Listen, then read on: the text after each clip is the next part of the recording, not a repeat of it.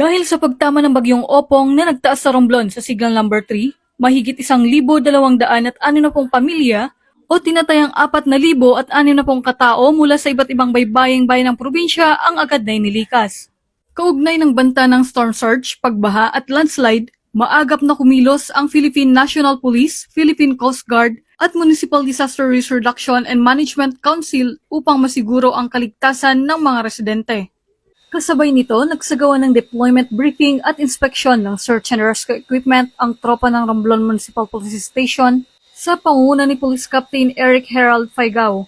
Layunin nitong tiyakin ang kahandaan ng kapulisan at iba pang ahensya upang agad makapagbigay ng mabilis at epektibong tugon sa anumang sitwasyong dulot ng bagyo. Samantala, pinatupad na rin ng lokal na pamahalaan ng Calatrava sa pamumuno ni Mayor Bong Fabella ang forced evacuation sa mga lugar na malapit sa baybayin, ilog at mabababang bahagi ng bayan. Katuwang dito ang MDRRMO na pinamumunuan ni John Arvil F. Rabino, barangay officials, PNP, BFP at iba pang force multipliers. Ang hakbang na ito ay bilang tugon sa banta ng malawakang pagbaha, landslide at storm surge na maaaring idulot ng bagyong Opong.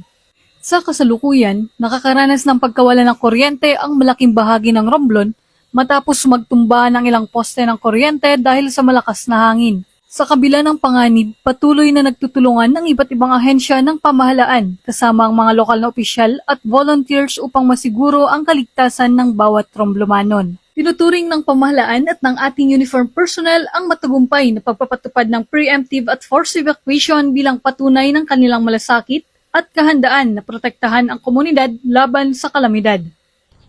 Mula dito sa Home of the Police Eco Warriors, Calapan City, Oriental, Mindoro, ako ang inyong PNN correspondent, Patrolwoman Desiree Padilla, alagad ng batas, tagataguyod ng Balitang Pulis.